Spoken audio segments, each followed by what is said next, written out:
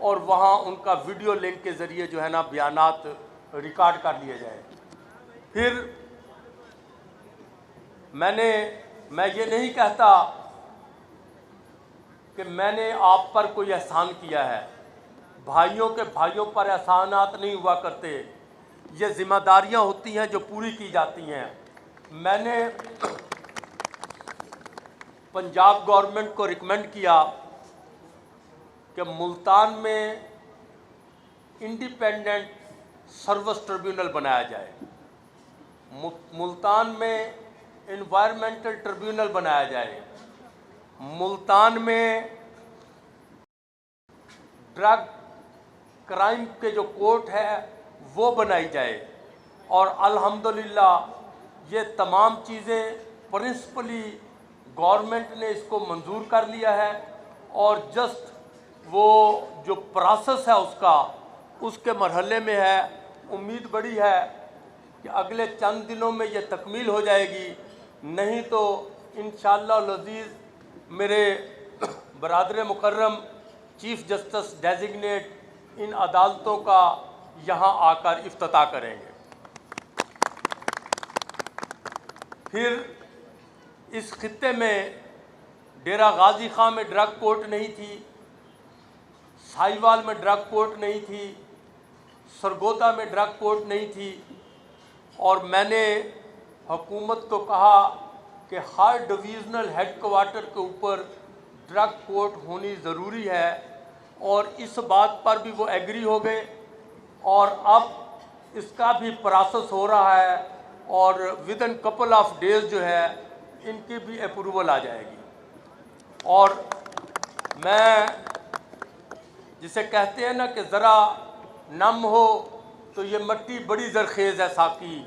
अल्हम्दुलिल्लाह आपकी बात से जो लोग ड्रग ट्रिब्यूनल्स में लगे उन लोगों की परफॉर्मेंस जो है माजी की निस्बत बहुत बेहतर है, और उन्होंने आपका भी मेरा भी सर जो है वो फ़ख्र से बुलंद कर दिया है। फिर हमने एक तारीखी कदम उठाया। अभी मैं चीफ जस्टिस नहीं बना था, अभी जुडिशल कमीशन के इजलास के लिए मेरा नाम रिकमेंड किया गया था, इजलास बुलवाया गया था। मेरे हाथ में एक वर्ल्ड बैंक की रिपोर्ट आई जिसमें उन्होंने ये कहा कि पाकिस्तान 128वें नंबर पर है ईज टू डू बिजनेस के जस्टिस के हवाले से। मैंने वो डिटेल रिपोर्ट मांगी तो उससे मुझे पता चला कि उसमें कुछ इक़दामात ऐसे हैं जो अदालत कर सकती है और कुछ इक़दामात ऐसे हैं जो हुकूमत ने करने हैं। मैंने फौरी तौर पर अपने चीफ जस्टिस बनने से पहले वर्ल्ड बैंक के लोगों से मीटिंग्स की, बहुत सी हमने जो मामला थे उन पे डिस्कशन की और कुछ प्रायोरिटीज़ एडजस्ट की। मैंने चीफ जस्टिस का ओथ लेने के फ़ौरन बाद पूरे पंजाब में हर डिस्ट्रिक्ट पे एक जज साहब को कमर्शियल केसेस के लिए डेजिग्नेट कर दिया। इस नोटिफिकेशन को इंटरनेशनल सतह पे बड़ा सराहा गया, लेकिन हम खामोश नहीं रहे। हम ये चाहते थे कि इसको मुकम्मल कानून की सपोर्ट हासिल हो, और उस सिलसिले में हमारे जज साहबान की एक टीम मुतवातर लेजिस्लेशन के हवाले से काम कर रही थी। फिर हमने वो ड्राफ्ट जो है वो रिकमेंड करके गवर्नमेंट को भेजा, और उसके बाद कमर्शियल कोर्ट्स जो हैं वो ऑर्डिनेंस की सूरत में सामने आ गई। और ये वो तारीखी और इनकलाबी कदम था जो इस खित्ते में शायद इंडिया के बाद सिर्फ पाकिस्तान है, वरना दीगर खित्ते के ममालिक ने यह कदम नहीं उठाया। हमने इस सिलसिले में उस वक़्त भी जिस वक़्त जजेस को नॉमिनेट किया तो उनकी फ़ौरन जो है वो ट्रेनिंग कोर्सेज कराए। और अब फिर इस ऑर्डिनेंस के बाद हमने जजेस के ट्रेनिंग कोर्सेज कराए और अब सेशन जजेस का एक 3 दिन का शॉर्ट ट्रेनिंग कोर्स जो है वो इस सिलसिले में हम करवा रहे हैं। और अनकरीब इसमें अपीलेट ट्रिब्यूनल और अपीलेट ट्रिब्यूनल के चेयरमैन और जजेस को नामजद कर दिया जाएगा। और मुझे यकीन है कि इस खित्ते के होनहार फर्जंद जो है वो अपना हिस्सा बकदरे जुस्सा लेंगे।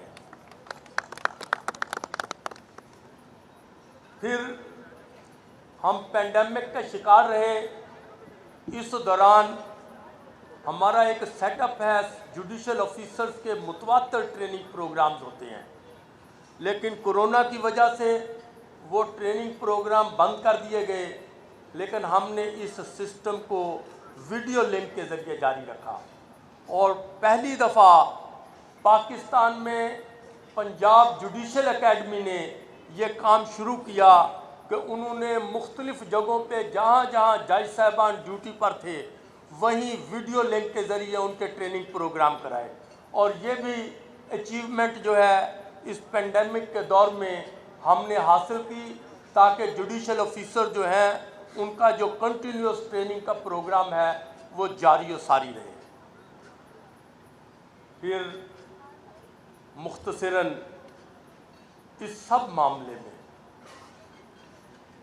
मेरे ब्रदर जजेस मेरे साथ रहे। मोहतरम जस्टिस अमीर भट्टी साहब का तामन बिल्डिंग्स के मामलात में, दीगर बहुत सी आरा में, जजेस की एलिवेशन के मामले में इन्होंने एक हकीकी भाई की सूरत में मेरा साथ निभाया। मैं इनका तहे दिल से मशकूर और ममनून हूँ। अल्लाह ताला इनको अपने दौर में इज़्ज़त दे और सुरखरू करे। आमीन। जो हमने यहाँ बिल्डिंग के लिए काम किए, यकीन जानिए कभी रेड टेपिज्म हम सुना करते थे। इस एक साल में ये काम करवाते करवाते यूँ महसूस हुआ कि ये तो बहुत थोड़ा वक्त है, इन कामों के लिए तो शायद उम्र खिज़र जो है वो चाहिए। लेकिन अल्हम्दुलिल्लाह मेरी अकेले की काविश नहीं, मैं कहता ये जिस वक्त सरदार शमीम साहब चीफ जस्टिस थे तो मैंने बड़े तरीके के साथ उनसे बातों बातों में एक अप्रूवल ली और एक कमेटी खुद ही बनाई। मैं सीनियर मोस्ट था, मैं उसको लीड कर रहा था। उस वक्त जस्टिस अमीनुद्दीन खान साहब मौजूद थे, वो उसके मेंबर थे। जस्टिस शहजाद गेबा साहब, जस्टिस अमीर भट्टी साहब तो रूहे रवा थे। और मैं इन्हें कहता था कि जिस वक्त हमें ज़रूरत पड़ेगी इख्तियारात के इस्तेमाल करने की तो उस वक्त आपने ही काम आना हमारे। और फिर जस्टिस शहबाज रिजवी साहब, जस्टिस सरफराज डोगर साहब, हमने ये इब्तदाई मीटिंग उसी वक्त की थी। उसी वक्त ये तय किया था कि ये दफ्तर वाली जगह जो 6 कनाल है ये लेनी है, पुलिस जो कॉलोनी है 20 कनाल वो लेनी है, और पुलिस लाइन में हमने जगह लेनी है। फिर दरमियान में चंद माह के लिए ये काम कुछ वजूहात की बुनियाद पे ये मीटिंग ना हो सकी। जैसे ही मैं चीफ जस्टिस बना तो इस मामले को दोबारा टेकअप किया और इस मामले को हमने इस खूबसूरत अंदाज में टेकअप किया कि हमने जो समरी मूव की उसमें इस जगह का नाम सिटी कम्प्लेक्स के हवाले से जगह मांगी, ताकि हमसे कोई आदमी उस कम्प्लेक्स की भी डिमांड ना कर सके, हम उस कम्प्लेक्स पर भी अपनी मलकियत रखें। और ये कोशिशों से वहाँ कोई 20-22 कनाल ज़मीन उसका इंतकाल हो गया। और मेरे ख़्याल में जो मेरी मालूमात है, दुनिया की ऐसी बिल्डिंग जो सिर्फ जुडिशल पर्पस के लिए इस्तेमाल हो, इतनी हाई राइज पहली बिल्डिंग है। इसमें 12 स्टोरीज होंगी 120 से ज़ायद अदालतें होंगी, एक बहुत बड़ा कैफेटेरिया होगा जिसमें 500 से 700 आदमी बैठ सकेंगे। फिर हर अदालत के अंदर 40 से 50 लोगों की सिटिंग अरेंजमेंट होगी। हर अदालत के बाहर 70 से 80 आदमियों की सिटिंग अरेंजमेंट होगी। इस बिल्डिंग में बैक वक्त 15,000 आदमी अगर एंटर हो जाएंगे तो किसी आदमी को तंगी या सफोकेशन का एहसास नहीं होगा। फिर यहीं हमने जज साहबान के लिए एक बड़ा कॉन्फ्रेंस रूम जो 200 की सिटिंग अरेंजमेंट पर होगा वो रखा। फिर यहीं पर हमने 2 डेयर केयर सेंटर जो है ना बनाए। वो वर्किंग वुमेन जो इस अदारे में आके काम करती हैं उनको सहूलत देने के लिए उनके बच्चों के लिए डे केयर सेंटर जो हैं वो भी उसमें मुकर्रर किए गए हैं। और ये फुली बिल्डिंग जो है वो कंप्लीट एयर कंडीशन होगी और ये तामीर के हवाले से बड़ा मुल्तान के लिए एक बड़ा तोहफ़ा होगा। और मैं आर्किटेक्ट को बार बार कहता था कि मुझे सिर्फ बिल्डिंग नहीं चाहिए, यहाँ जब लोग आए तो इसकी खूबसूरती देख के भी मुतासिर हो। जब कोई टूरिस्ट इस इलाके में आए तो वो ये समझे कि मैंने ये बिल्डिंग भी देखनी है। इस सारे काम में हर स्टेप पर जस्टिस अमीर भट्टी साहब मेरे साथ रहे। बाकी जज साहबान कभी बेंचेस पे होते थे, कभी आर्किटेक्ट्स के साथ मीटिंग हो रही है, हम उनको मुख्तलिफ डिज़ाइनों में एतराज़ात कर रहे हैं जो हमारी फील्ड नहीं, हम उनको सजेशन दे रहे हैं और अल्टीमेटली हमने उसको अप्रूव किया। उसके एस्टीमेट लगे, उसका PC1 बना और इस बजट में उसके लिए फ़ंड जो है मुख्तस कर दिए गए हैं। मैं दुआगो हूँ कि जस्टिस अमीर भट्टी साहब के दौर में ये मुकम्मल हो और वो इसका इफ्तिताह फरमाए। और मैं अगर अल्लाह ताला ने ज़िंदगी दी तो उस इफ्तिताही तकरीब में शिरकत करना अपने लिए एजाज़ समझूँगा। इसी तरह पहली दफ़ा डिस्ट्रिक्ट बार मुल्तान में हमने डिस्ट्रिक्ट गवर्नमेंट से कोई 6.5 पौने 7 कनाल के करीब ज़मीन ली, जिसमें बेसमेंट में हम 2 या 3 मंजिला पार्किंग प्लाजा बनाने लगे हैं। ग्राउंड फ्लोर के ऊपर कम से कम 800 से 1000 वकाला की सिटिंग अरेंजमेंट, वो तकरीबन 80% कवर्ड एरिया सारा उस 6 कनाल का जो है वो उस बार हॉल के लिए है। और उसके ऊपर फिर हमने 3 मंजिलें जो हैं वो वकाला के चैम्बर्स की रखी हैं जहाँ लिफ्ट्स जाएगी और जो है ना ताकि वकाला को, और पहली दफ़ा कोई 300 से ज़ायद एग्जैक्ट मुझे नहीं याद कि बैक वक्त इतने चैम्बर जो हैं वो वहाँ बनेंगे। हम बख्शी खाने को भी जदीद अंदाज में ताबीर करने के लिए इस जुडिशल कम्प्लेक्स के साथ उसका नक्शा भी बनाया गया है। और वो जो 3 कनाल ज़मीन बख्शी खाने की है उसके भी एक तरफ से सीढ़ियाँ रख के और ऊपर 1 या 2 फ्लोर की ऑप्शन रखी है जिसमें वकाला जो है ना अपने चैम्बर्स बना सकेंगे। ये एक मुख्तसर सी काविश थी जो मैंने अपने इस दौर में लोगों को तेज़ी से इंसाफ मुहैया करने के लिए की। और इस सिलसिले में मेरे ब्रदर जजेस और स्पेशली चीफ जस्टिस डेजिग्नेट मेरे साथ रहे, मैं उनका ममनून हूँ। मैं ये बात अलल ऐलान कहता हूँ कि जो काम मुझसे अच्छे हुए वो मेरे इन ब्रदर जजेस की राय की वजह से हुए, इनका साथ देने की वजह से हुए। और अगर कहीं कोई कमी और कजी रह गई तो मैं उसका बोझ अपने सर पर लेता हूँ। मैं इसके बावजूद मुझे इस खित्ते से मोहब्बत है।